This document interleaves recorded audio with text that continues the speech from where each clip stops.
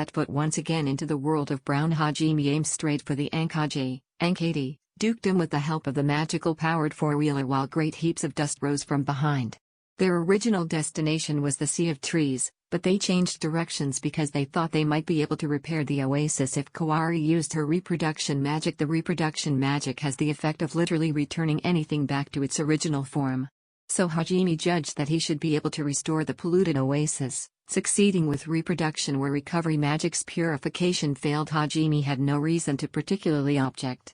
They hadn't had a chance to try the local specialty fruits last time, so he easily took Kaori's suggestion to return. Unlike last time, the entrance to Ankadi was full of people waiting in line. A lot of big wagons lined up, and judging from the atmosphere, it felt like a line of merchants. That's a very large caravan. Hajime stated flatly. NN. Will take time. Yue added, they're probably bringing in new supplies? Kaori suggested. Kaori's guess seemed to be right. The reason behind the long line was from relief request from the Highland Kingdom. Merchants were taking advantage of the troops' movement and traveled with the Relief Corps. The Highland Relief Corps seemed to accept the Ankadi merchants as long as they didn't cause problems anyway, because the oasis had been ruined. Other than the stockpiled crops, it was necessary to destroy the tainted crops for safety reasons. This caused a large need for food as well as water. Ankadi couldn't afford to be choosy who they got help from. Hajime disregarded the caravan. Not wanting to wait under the desert heat, he drove the four-wheeler up to the gate without waiting in line. People of the caravan began to notice the black object and started to run, their hearts likely screaming out, is that a demon they're sitting in? Towards the dangerous stares mixed with fear and wariness, Hajime brandished his weapon as the vehicle approached the gatekeeper. In a cloud of dust as they drew near, the soldiers saw the four-wheeler and suddenly became noisy. They moved to challenge Hajime, but colleagues who recognized the four-wheeler convinced them to approach without their weapons.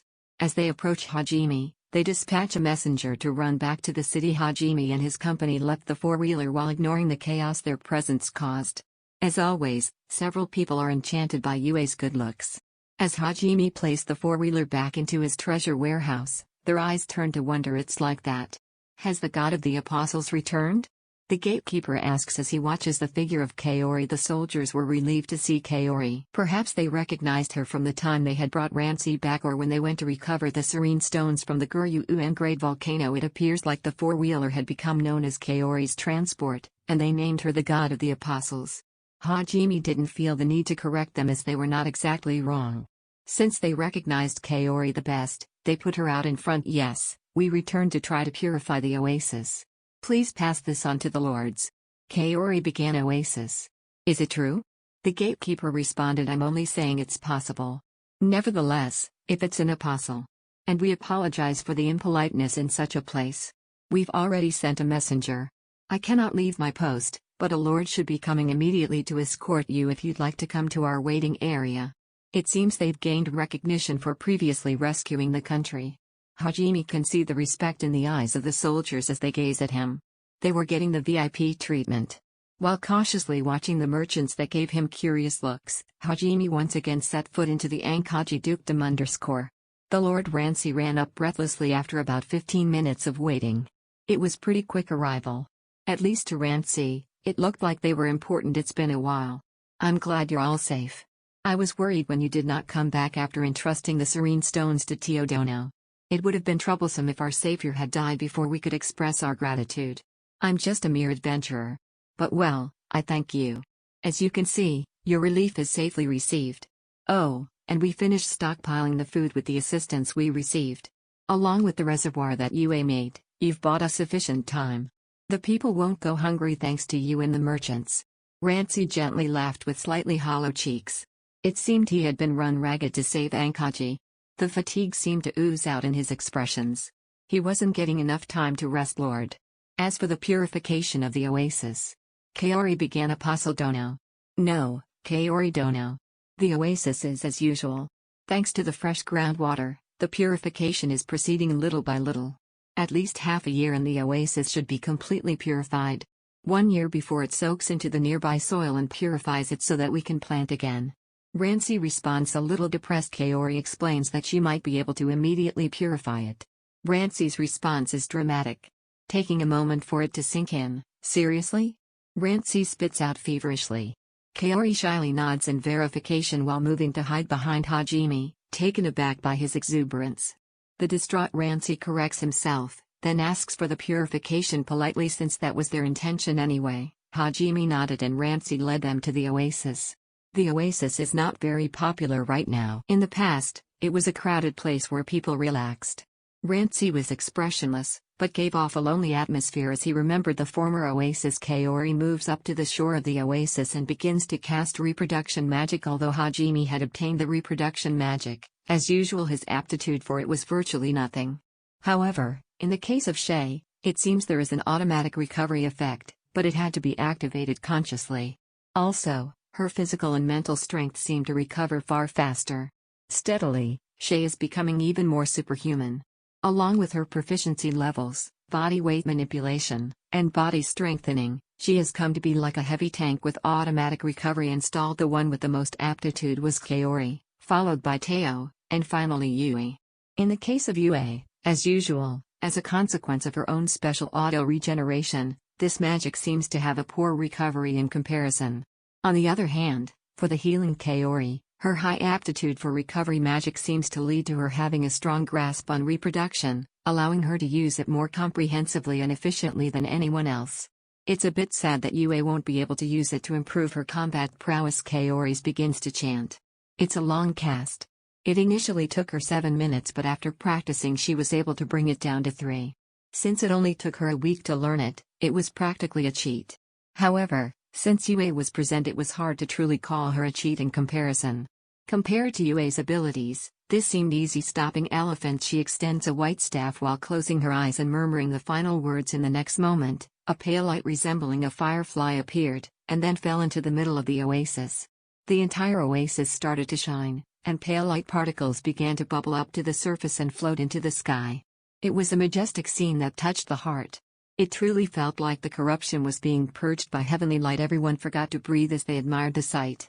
Even after the mysterious glow covering the oasis floated away into the sky, Rancy stood without a word, immersing himself in the afterglow while supporting Kaori, who was swaying a little from exhaustion. Hajime taps Rancy.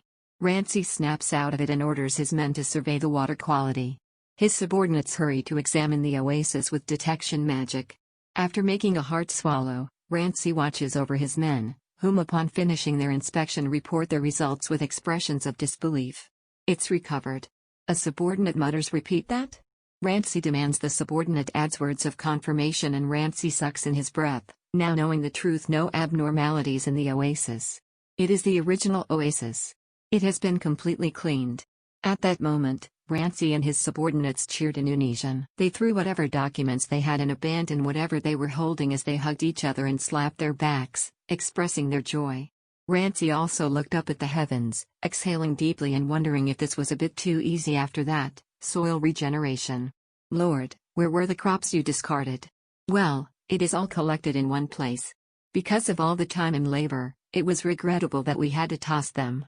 Wait, you don't mean? If Yue and Teo join, it should be possible. No problem. They were grown with effort, it'd be a shame to throw them away. Hajime added as Rancy realized they might be able to not only recover the soil, but the lost crops as well. His hand went to his chest and he lowered his head deeply without hesitation. It was not something a lord should do, but that was the extent of his appreciation for their actions. The love for them was deep in this country. It was the kind of thing that transforms your sense of appreciation. After receiving Rancy's bow, Hajime tried to move them towards the farmland. However, he suddenly stopped when he felt a disturbance. A frenzied group of people were approaching in the distance. The soldiers of the Injaki dukedom were coming towards them in a straight line with numerous soldiers of different attires. Using far vision, Hajime could see that the group was populated with Seikyo church officials and temple knights from this town. As soon as they approached Hajime's group, they immediately surrounded them in a semicircular shape. An elderly man in white regal robes of the temple knights stepped forward. The dangerous atmosphere between the man and Hajime was only divided by the presence of Rancy. See them, they are dangerous. For Iban Bishop, what the hell is this? They are dangerous? This hero has saved out dukedom twice already. I will not ignore disrespect to them as a lord of Ankadi. The elderly man who was called Forbin Bishop snorted a laugh at Rancy's words. Humph, hero? Hold your tongue. They are already accredited heretics. Careless words will come crashing down around you. The bishop snarled, "They're branded heretics? Ridiculous, I have not heard of this." Rancy was shocked at the word heretic being attached to Hajime. Rancy was a follower of the church though. He was aware of the weight of those words. Did they make a mistake? He met the bishop with disbelief. "Of course you wouldn't know, the news just arrived this morning. And the heretic showing up right now, don't you think that's exquisite timing? Surely this was a message from God. Destroy the enemies of God." Now on to center. Hajime couldn't hear the voices of the last lines, but apparently Hajime has been branded a heretic. Rancy and the bishop eye him unintentionally. Hajime seems neither shocked nor in any particular hurry, only offering a shrug as if to ask, "What was I supposed to do?" To Rancy wrinkled his eyebrows after seeing Hajime's response. However, the bishop opens his mouth and openly laughs. "And now, I have to subdue the enemies of God.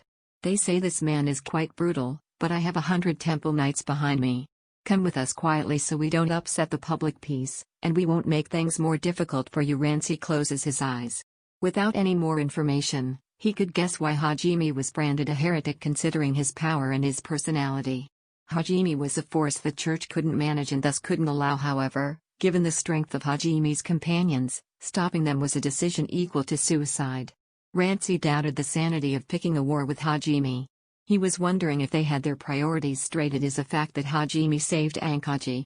He healed the people who were fallen by poison, prepared the water that was their lifeline, subdued the monster lurking in the Oasis, and further purified the Oasis back to how it was before. To this huge debt, it was troubling considering what they could provide as an award. Rancy's eyes grew wide at the realization that an opportunity just presented itself. And, with a serving lord's dignity, Rancy broke the silence and provided the impatient bishop an answer rejected. "I'm sorry, what?" To the totally unexpected words, the foreign bishop provided an interesting goofy expression. The appearance of the bishop, inwardly, put a wry smile on Rancy. It should have been impossible for Rancy to go against the decision of the Sakyo Church. Rancy repeated the words with unexpected determination. "I said I refuse. These heroes are our national salvation. If you would make them an enemy, then I cannot forgive the Sakyo Church." "Are you insane? You cannot go against the church. Do you want to be branded as a heretic as well?" In response to Rancy's words, the bishop raised a startled cry clogged with anger. The temple knights also looked at each other with puzzled looks. "Bishop, does Central not know their accomplishments? He saved the dukedom when we were attacked by a deadly poison. Your reports should also mention that he rescued our town, don't they? I don't understand the sanity of this heretic claim. Reconsider the heresy on account of these new facts." Silence. "The decision is final. This is God's will. That is unforgivable. If you continue to protect this heretic, then Ankadi itself will be branded. Take heed." The bishop's pupils had the light of mania in them. The way he was screaming gave an atmosphere that did not seem very clergy-like. Rancy stared at him with a cold eye. Hajime had come up beside him with an imperceptible motion and asked with a surprised look, "Are you sure about this? Both the kingdom and the church are going to retaliate. As a lord, will you be all right?" Rancy does not answer Hajime. Instead, he turns Hajime's gaze to the surrounding men, who gave off an aura of preparedness and acceptance. Their eyes shone with death as if saying to die killing is the way to go. It was that kind of expression. The bishop also seemed to read the change in mood and shouts out a last warning while his face reddened and became more frenzied. "Is this your answer? Public, your way ends here. Well, your way is not. This is the end for anyone who gets in my way. You'll receive God's divine punishment and fall to ruin. This is Ankadi. We're not so shameless as to sell a hero who saved us. Divine? Like I believe God's judgment would be so shameless. I guess my faith differs from the bishop's God." The bishop's word became expressionless off air. The angry words from Rancy. He raised one hand to try to send a signal for the temple knights to attack. At this time, there was a thump. Something flew at the knights and struck one of their helmets with a clang. At their feet was a pebble. It didn't do any damage to the knight, but why was it there? Such questions were fleeting as another stone was thrown, bumping noisily against the temple knight's armor. If you looked where the stones came from, many of the inhabitants of Ankadi had gathered in the intervening time, surrounding the Templar knights. They had come in response to the mysterious lights that had previously come from the Oasis and came upon the scene of the temple knights surrounding their lord and Hajime. They remembered the treatments they had received from Kaori as god of the apostle, the serene stones, and the magic bullet challenging the labyrinth to save them. They were indignant at the behavior of the church, which turned into hostility as they began to throw stones. Stop. People of Ankadi. They are God's enemy. Heretics. You are going against the will of God. Forabin is shouting loudly, trying to solve the excited inhabitants' misunderstanding. They just didn't know that Hajime was labeled a heretic and will relax once the bishop explains things to them, or so the bishop thought. In fact, the words of Sakyo Church Bishop caused the inhabitants to stop throwing stones and look at each other in confusion. This time, Rancy spoke out with dignity. My beloved people, listen. I was just informed that the oasis was purified. Our oasis has been returned to us through Hajime's efforts, as well as the contaminated land and the crops. They used their purification to return our Ankadi back to the way it was. They also brought me back to Ankadi. Make your decision with your own mind. Keep her hero of national salvation, or turn on him. I decided to keep him. The bishop tried to mock Rancy's speech. In such empty words, there is no reason to go against the majesty of the church. However, his smile of ridicule slowly dropped. The inhabitants' intention is shown in the form of stoning an IA. The bishop's words were sounded out by the slams of stones hitting armor. You act playfully. This is a matter of life or death. The church did not do anything. Yet your insanity makes you want to harm the apostle who helped us. What's a heretic anyway? You're abusing the term. It must have been heretics that authorized this. Defend Kaori. Long live the Lord. Kaori, I dedicate myself to you. Let's start a Kaori fan club. Apparently, the inhabitants seem to have a sense of deep love and respect for Rancy and Kaori. Pushing aside the faith, they defended Rancy and Kaori with all of their spirit. No, it's more like they changed their faith itself. However, it seems like they have a faith of their own, belief that no one will harm Kaori who saved them as the God of the apostles. In short, it was a faith that exceeded the confidence of the bishop. It wasn't known where that trust was to begin with. Residents gathered one after another. The people's forces are not at all inferior to the temple knights, but the bishop became a beacon of anger and hostility that raged endlessly. The temple knights started to back up and retreat. Bishop Dono, these are the intentions of Ankadi. What of your previous allegations? It's not as simple as you think. The bishop turned his heel while grinding his teeth, a scowl leveled at Hajime. The knights rapidly moved to follow after him.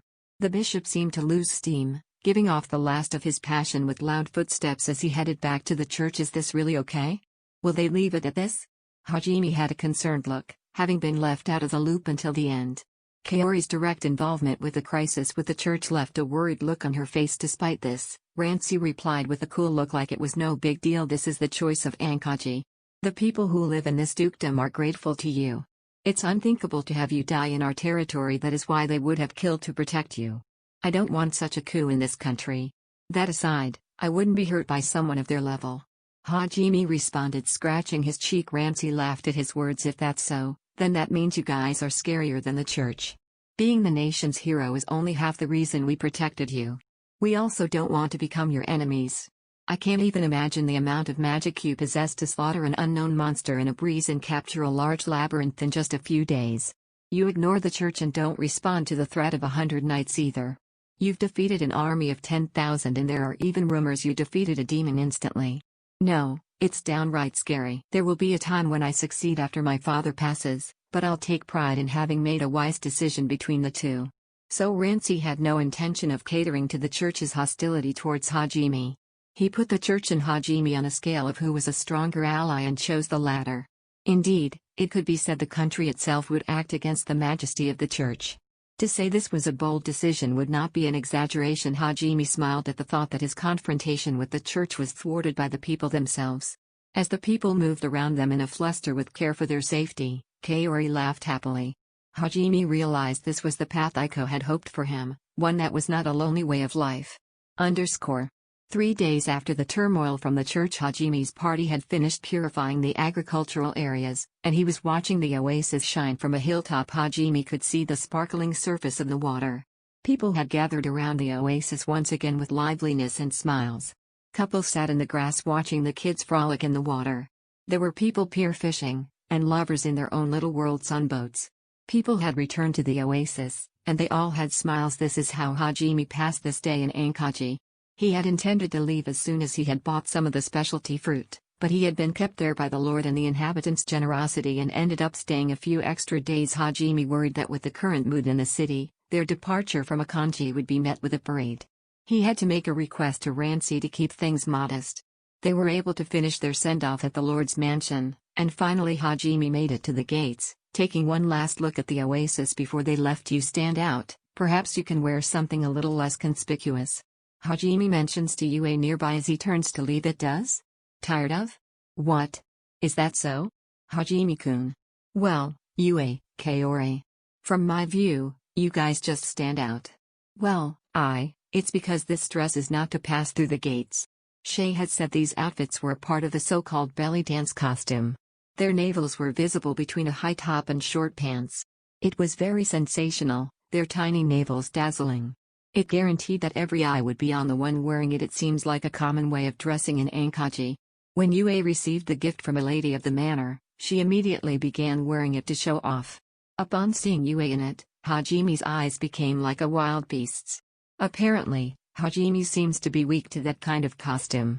His eyes were glued to Kaori once she started wearing it, prompting Shay and Tio to do the same. Other than with Yue, they didn't elicit enough response from Hajime. As a result, they started wearing the outfits all day. However, Yue's outfit collapsed all reason in Hajime. Even now as the set out, everyone remains in their erotic costumes. Finally, Hajime had reached his wit's end and started to poke the point loudly and aggressively, despite being somewhat happy, to make them dress normal once again. It's been 2 days since leaving Ankadi. They were on the road leading to Hirwato.